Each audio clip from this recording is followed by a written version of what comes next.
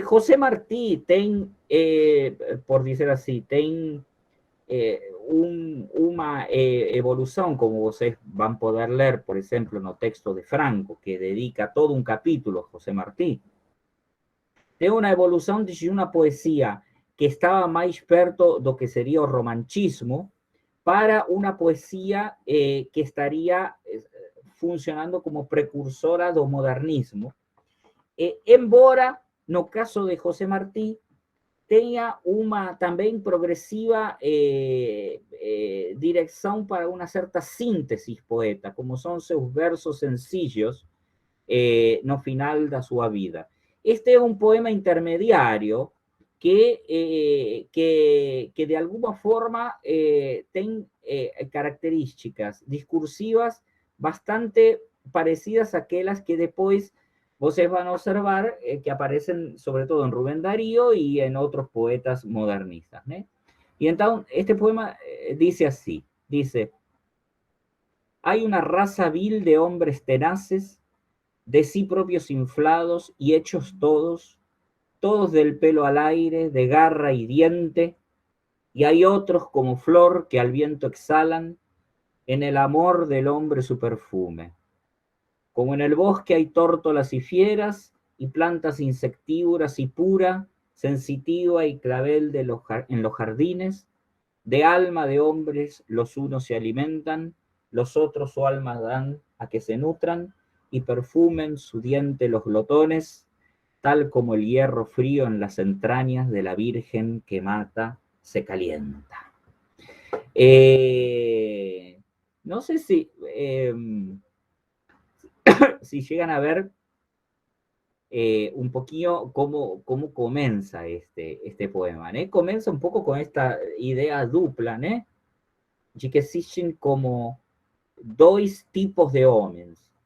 Os homens que de alguna forma se alimentan de otros homens y que están llenos de pelos y de garras y de dentes, y otros que son feras, y hay otros hombres, disculpen que esto paso ao español, ¿no? porque ahora estoy leyendo en español, y otros hombres que son como flores, que tienen flores, perfumes, y que de alguna forma unos de ellos se alimentan de las almas y los otros dan el alma, ¿sí? Para esos glotones. Es un poema así ya que desde el comienzo ustedes ven que tiene por una parte, digamos, una marca romántica de la poesía y que es el vínculo con la política. ¿sí? El romanticismo es un movimiento literario que de alguna forma está vinculado al surgimiento de las nacionalidades y que por tanto establece un vínculo entre el yo poético o eu lírico, como diríamos en portugués, romántico, con a construcción de un espacio nacional para ese eu romántico. No en tanto, no obstante, en este poema, lo que está es apenas la marca de la política en el poema. Como ustedes pueden observar desde el comienzo, el famoso eu lírico o yo poético está diluido aquí.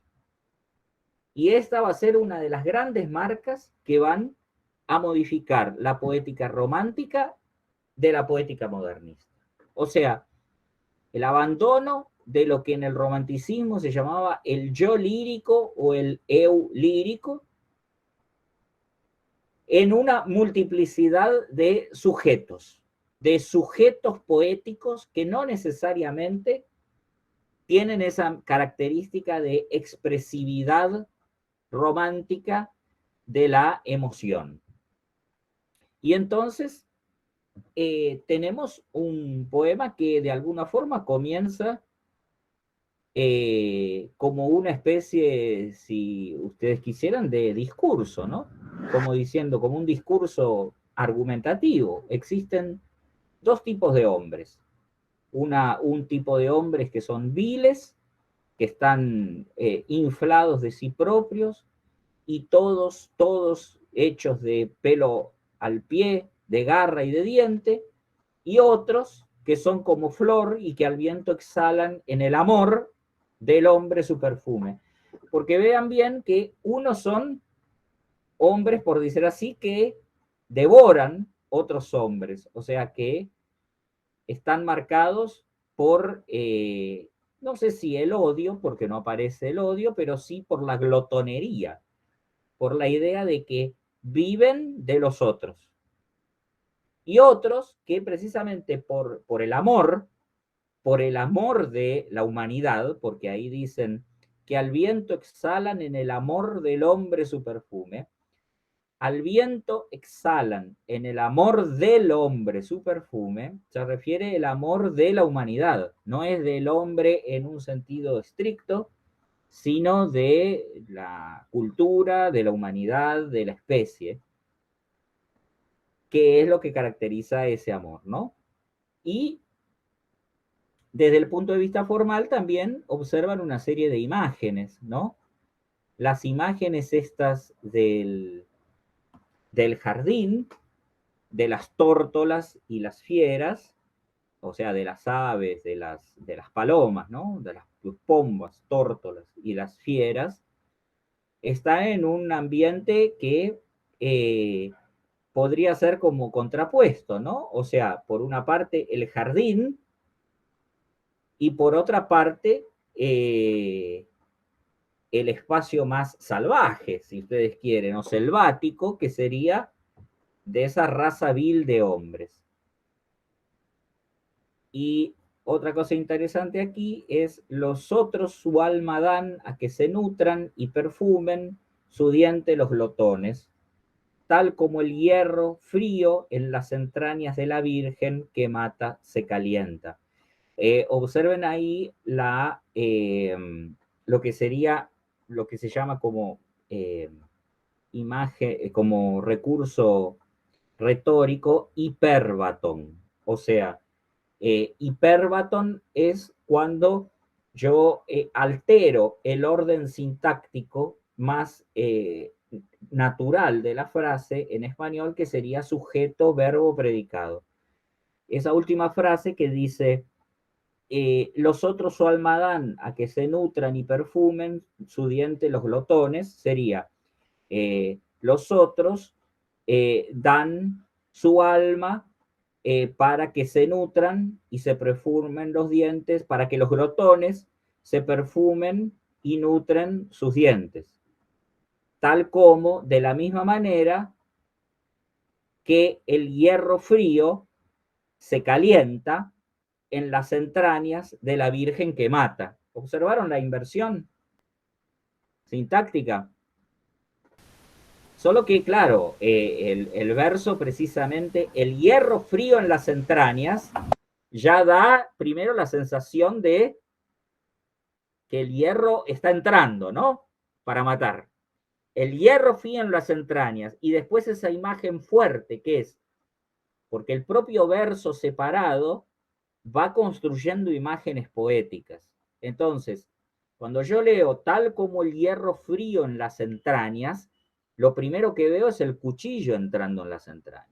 Y luego veo de la Virgen que mata se calienta, que es la frase que los formalistas rusos dirían en la poesía, la frase extraña, que junta al mismo tiempo virgen,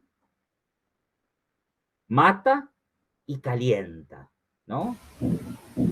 Para producir ese efecto. Y ahí entonces, planteado esto, viene la segunda estrofa, que explica un poco.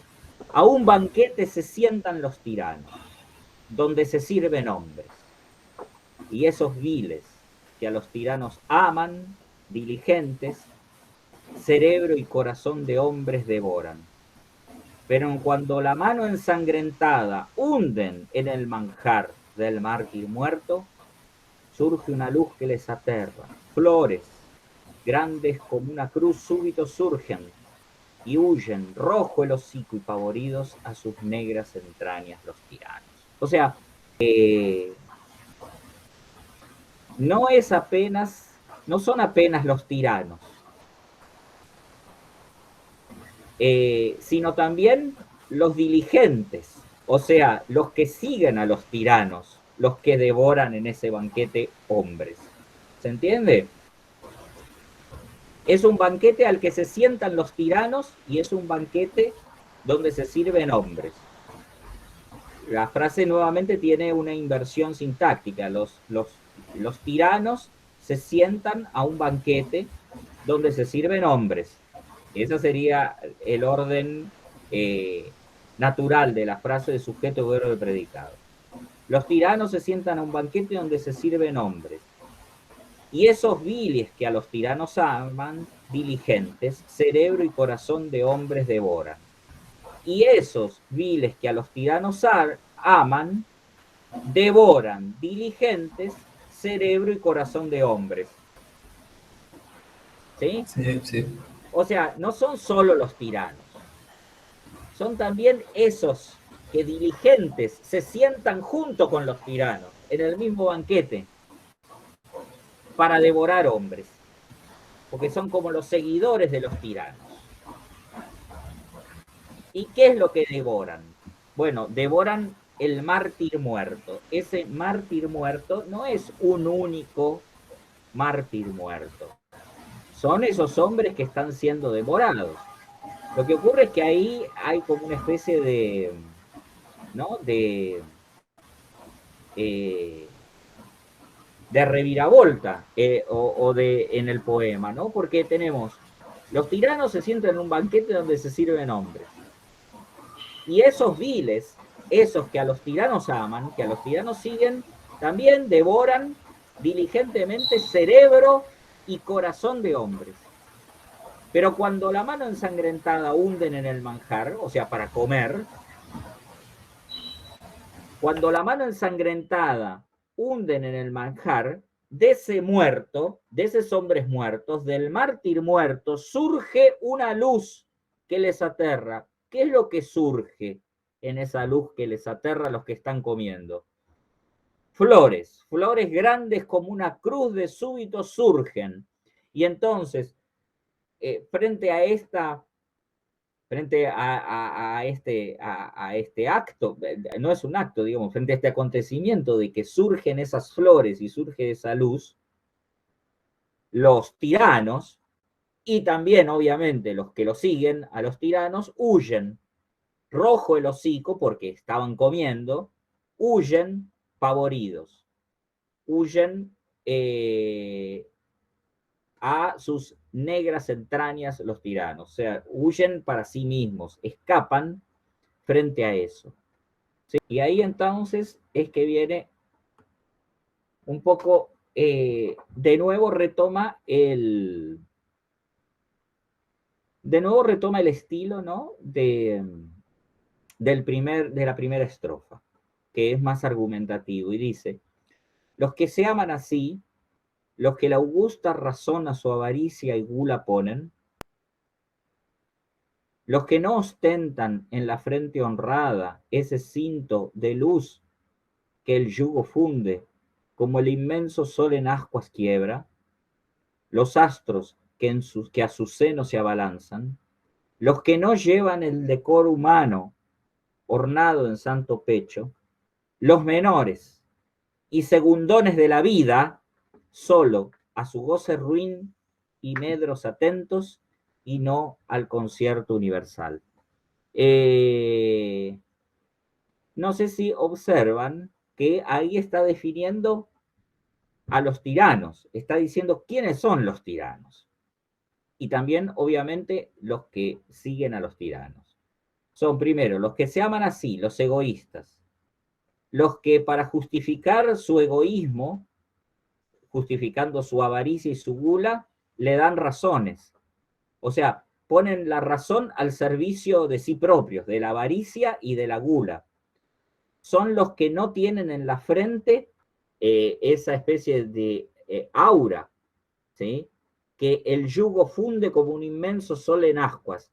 El yugo, que el yugo sería un poco, si ustedes quieren, eh, la forma de decir que son los que no están sometidos por otros, los que someten a otros a su fuerza, ¿no? Porque aparentemente, según el poema, los que están sometidos, los que están dominados, los que están esclavizados, tienen un yugo que les da ese cinto de luz, o sea, de inocencia.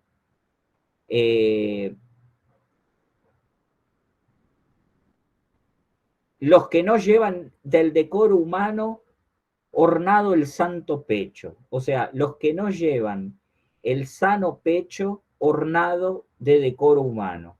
O sea, ya decoro humano sería de lo que corresponde, ¿no? Para ser responsable desde el punto de vista de la humanidad, ¿no? ¿Quiénes son estos? Son los menores, los segundones de la vida, los que solo están atentos a su goce y a su miedo, y no al concierto universal. Los menores y segundones de la vida, es lindo eso. Ese segundones de la vida es un verso muy lindo de Martí que va a tener buena repercusión. Es casi vanguardista ese verso en el sentido de que usa una palabra, segundón, que es una palabra probablemente bastante antipoética, ¿no? O sea, serían, segundón puede tener que, podría tal vez traducirse al portugués como los lanterniñas, o sea, esos que vienen atrás de todos, esos esos que, digamos, que no tienen el decoro o la fuerza o la capacidad para luchar por sí mismos y por los demás, esos que están, digamos, siempre a la sombra de alguien y se aprovechan de eso. Pero ahí la frase es linda porque es segundones de la vida, ¿no? No son segundones del trabajo, segundones, son segundones de la vida. O sea, la vida es un poco el don que tenemos todos. Ser un segundón de la vida es como haber medio que fracasado en estar vivo, ¿se entiende?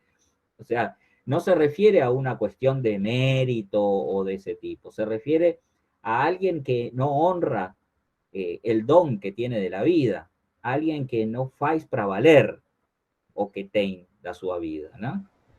Pessoas que não percebem que devem fazer as coisas para valer, ou seja, que devem viver a vida para valer, ou seja, que a vida que eles têm pressupõe também um enorme esforço e sacrifício de outras pessoas, Sim, que professor, até eu podem lhe pergunto. morrer por você, e você Sim, então tem sim, o dever de viver bem por esses que estão sim, morrendo por você. Está me seguindo? Porque mi vida no es a mi vida apenas. Mi vida es posible por todos aquellos que o se sacrificaron o morreron por mí, etcétera, que no necesariamente la familia, ¿está? Entonces hizo, ser un segundón da vida, ser un segundón da vida es eso, es vivir y fracasar na vida, entende? Ser, porque não dá conta do recado que é estar vivo. E isto é mais comum do que parece, tá? Então, e aí então vem toda a descrição, né, de como são estos segundones de la vida. Danzas, comidas, músicas, arenes, jamás la aprobación de un hombre honrado. Y si acaso si sin sangre hacerse puede, hágase, clávalos, clávalos en el horcón más alto del camino por la mitad de la villana frente, a la grandiosa humanidad traidores, como implacable obrero, que en su féretro de bronce clavecea los que contigo se parten la nación a dentelladas. O sea, a ver, vean bien, danzas, comidas, músicas, arenes, todo eso pueden tener los segundones de la vida, pero nunca van a tener la aprobación de un hombre honrado. Y acaba con una exhortación, ¿no? Acaba con una convocatoria. Y si acaso sin sangre hacerse puede, o sea, como diciendo, y si es posible hacer esto sin que corra sangre, hágase. ¿Qué es lo que hay que hacer? Clavarlos en el horcón más alto del camino, por la mitad de la brillana frente, a la grandiosa humanidad traidores, como implacable obrero, que un féretro de bronce clavetea, los que contigo se parten la nación a dentelladas. O sea, clavarlos, ¿sí?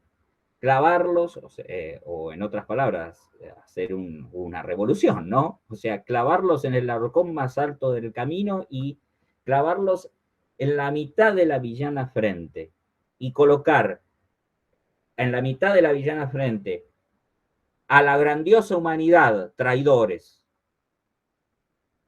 y hacerlo como el implacable obrero que un féretro de bronce clavetea, los que contigo se parten la nación a dentelladas. Es un poema fuerte, ¿no? Eh, y es un poema y es un poema que yo diría que tem alguns elementos que son importantes, não necessariamente no modernismo, mas também nas vanguardas. E é que define un discurso que nós poderíamos chamar de discurso polémico. Por quê? Porque tem amigos y enemigos, por una parte. Por una parte, tem definidos quem são uns e quem são outros. E depois se concentra nos enemigos, fala contra os enemigos y finalmente acaba con una invocación, con una convocatoria. Vamos clavar eles. Si tirar eles é possível, sem sangue, como diciendo, olha, para nos liberar dos tiranos, si podemos fazer sem sangue, melhor, né? Mas, se não, mesmo assim, vamos ter que fazer. Vamos clavar eles no meio do caminho para ofrendar eles a humanidade, traidores, ¿sí? Da mesma forma que un obrero de bronce claveteia aqueles que devoran a nação com seus dentes, com suas dentelhadas, tá? É um poema que vai muito bem com o texto de José Martí, Nuestra América. Porque el texto de Martí, Nuestra América, vean bien, es un texto que ya desde el comienzo plantea una cuestión, y que es que en América Latina lo que él observa son tiranos y personas que son útiles para los tiranos. Por eso es que él diferencia los letrados artificiales, es decir, aquellos intelectuales que se educan, digamos, pero que en el fondo terminan siendo apoyadores y funcionales a esos tiranos, y lo que él llama el hombre natural o el hombre simple, que es el hombre del llano, aquel que no le pone la razón, como dice en ese poema, a la gula y a la avaricia. O sea, que utiliza la razón no para justificar su gula, su avaricia, su egoísmo, su sed de ganancia, que usa la razón naturalmente, o sea, con esa sencillez, con esa simplicidad que implica el concierto universal. Entonces, Es curioso esto, porque no, en el momento que Martí está escribiendo, vean bien, Cuba, primero, es una colonia española todavía, en primer lugar. En segundo lugar, Martí es cubano avant la lettre, por decir así. Por eso es tan importante Martí para el hispanismo. Porque, y curiosamente, Hispanoamérica surge de alguien que no tiene nacionalidad. No sé si observaron. Este, la idea de Hispanoamérica que propone Martí y que va desarrollando, y por eso se considera uno de los grandes eh, fundadores de la idea de Hispanoamérica, Martí, se da en una persona que no tiene ese lastre vinculado al instinto o el orgullo nacionalista, precisamente porque Cuba todavía no es una nación. Entonces, ¿cuál es la nación que tiene Martí? Una nación general. Martí es hispanoamericano, no cubano, porque Cuba no existe. Cuba no es una nación, es una colonia española. Entonces, esta idea es muy importante. Eu não sei se vocês já tiveram a oportunidade ou vão alguma vez ter a oportunidade de ver, mas podem ver em fotografias ou em vídeos, as três estátuas que estão em Nova York, no Central Park, no final da Quinta Avenida. A Quinta Avenida é a avenida, se chama Avenida das Américas ou Avenida das Nações Americanas, y acaba esa avenida de Nueva York en un grande parque central que deben ter visto en filmes, es muy famoso porque se llama precisamente Central Park, porque es un parque gigante que está no medio da cidade. E aí, nesse encontro da Quinta Avenida com o Central Park, tem três estátuas a cavalo. Uma dessas estátuas é de Simón Bolívar. Otra de esas estatuas es del general San Martín. Simón Bolívar era o venezolano, que no existía Venezuela, es o general que libera América do Sul, do Norte, desde Colombia y Venezuela, para o Sul. José de San Martín era o general argentino que va liberando primero Argentina, después Chile, después Bolivia, después Perú, y va siguiendo hacia el norte. Y o grande libertador da região do Caribe e de Centroamérica é a terceira estátua, que é a estátua de José Martí. A cavalo, porque Martí, depois de muitos anos nos Estados Unidos e especificamente trabalhando em Nova York, por isso que é interessante esse texto A Ponte de Brooklyn, el puente de Brooklyn, que eu passei para vocês de Martí. Es un texto muy lindo el puente de Brooklyn, porque Martí durante mucho tiempo fue periodista y vivió en Nueva York. De hecho, Nueva York, eu diría que es más América Latina do que Miami, tá? Do que a Península da Florida. Hoje, Miami tem uma colônia hispânica muito importante pelo assunto dos cubanos que fugiram de Cuba, a mesma coisa aos Estados do Sul do México. Mas, no final do século XIX e começo do século XX, é a cidade de Nova York onde está a grande comunidade hispânica nos Estados Unidos. E então Martí trabalha como jornalista para diversos jornais e envia essa crônica a diversos jornais, que é a crônica de como se constrói o que é a ponte mais famosa de Nova York, que é a ponte de Brooklyn. Ele conta, e o interessante dessa crônica é que ele fala uma série enorme de dados técnicos, de quantidade de aço, de tijolos, de tempo, de força que se utilizou para construir a ponte. E o segundo que fala é das pessoas que construíram a ponte e das pessoas que vão atravessar a ponte. E em nenhum momento fala de pessoas individuais, tipo, por exemplo, o engenheiro que projetou a ponte, o capitalista ou financista que financiou a ponte. Ou seja, toda a épica desse texto de Martí está colocada na população, na força de trabalho que construiu a ponte e o que significa construir a ponte, ou seja, a Ponte diz, por $1, você pode ir e vir livremente. Ou seja, nas grandes massas que são as que aportam o trabalho para a construção da ponte e pela qual é construída a ponte, porque a ponte é construída para essa dinâmica da modernidade, na qual o protagonista não é o indivíduo, mas a multidão. ¿Sí? E então aí vocês veem, esse Banquete de Tiranos é um poema que pressupõe a ideia de que existem uns poucos, os tiranos e os diligentes que siguen os tiranos. E existem o mártir morto, os obreros, as pessoas que estão submetidas, que são a grande maioria. E em nossa América, Martí fala disso. Fala precisamente de que a América, Hispanoamérica precisa, se vocês quiserem, precisa repensar seu provincianismo. O tirano hispano-americano não é outra coisa que um chefe ou um dono da fazenda elevado ao rango de presidente. E os intelectuais que são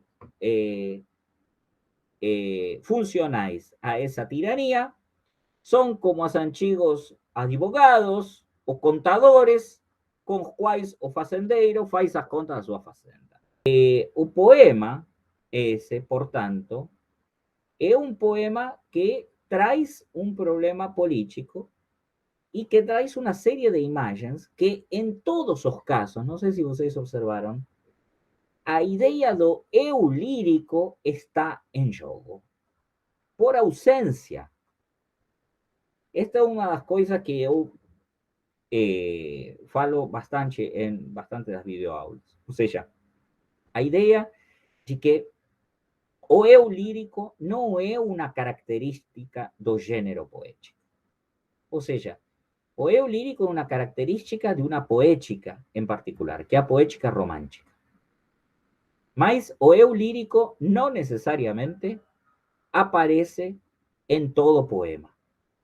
E, especificamente, eu diria que a partir do modernismo e, sobretudo, das vanguardas, o eu lírico progressivamente some, desaparece, até se diluir no que nós poderíamos chamar um sujeito, diversos sujeitos, ou um sujeito fragmentado, ou até, eu diria, em um eu, que não é um eu, mas um nós. Ou seja, um eu coletivo, portanto, um nós, um grupo. Pergunta linguística. Sim. Essa expressão, segundón, Sim. é usada também na Espanha? Sim. Ou ela é mais também usada na América?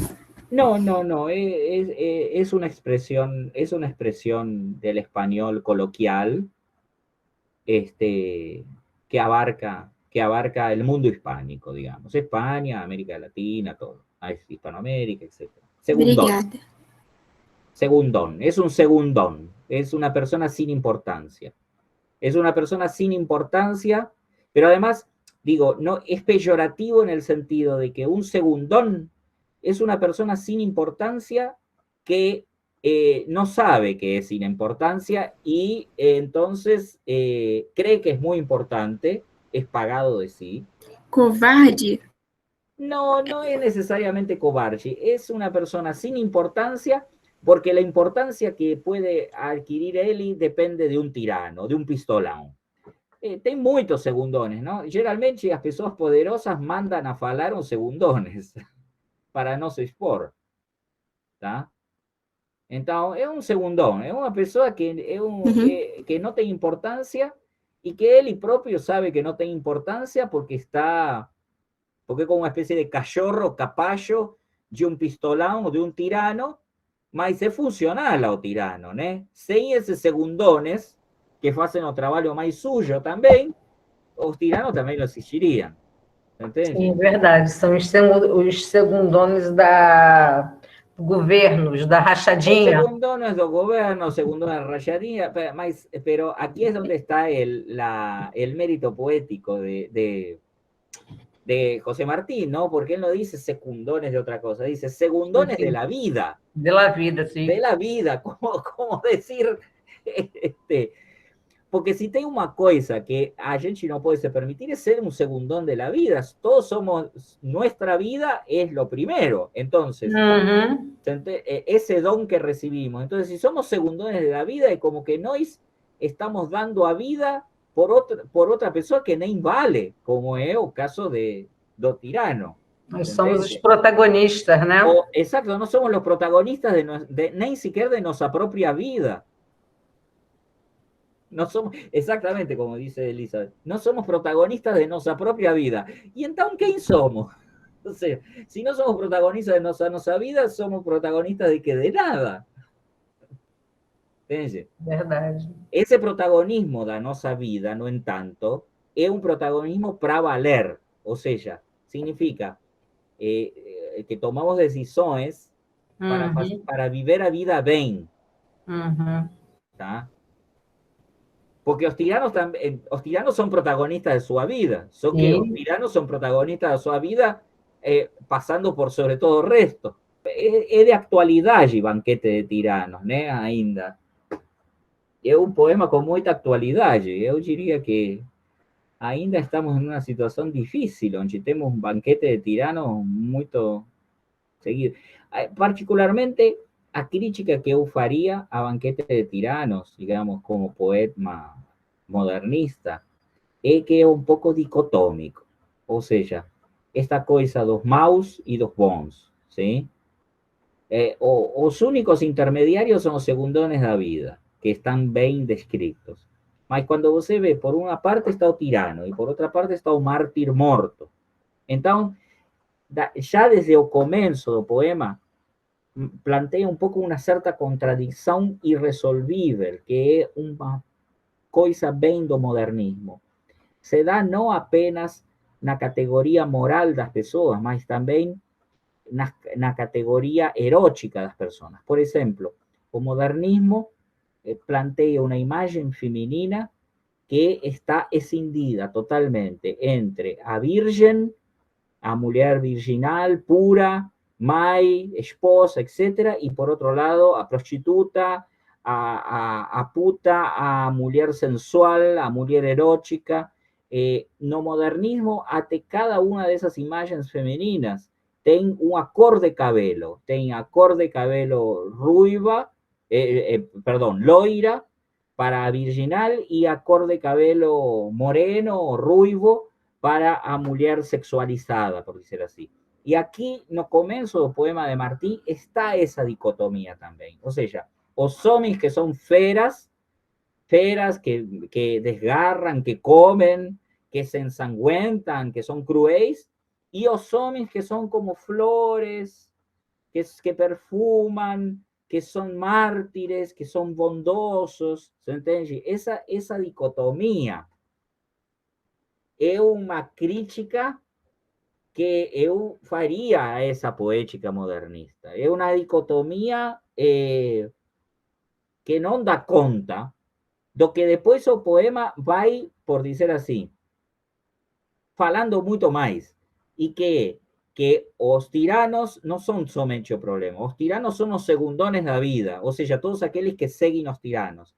E que nós podemos clavetear eles, podemos fazer uma revolução, se é possível, sem sangue, mas se não é possível, vai ter que ser com sangue também. Então, é como que o poema, por uma parte, marca esta coisa, os homens bons e os homens maus. Mas depois, o poema vai corrigindo isso e acaba nessa invocação. Los que contigo muerden la nación a dentelladas. A propia construcción da frase, como implacable obrero que un féretro de bronce clavetea, los que contigo se parten la nación a dentelladas, esa es una frase de difícil comprensión, ¿sí? es una fase de difícil comprensión. El propio sonido de la frase tiene varias interpretaciones ese final, ¿sí?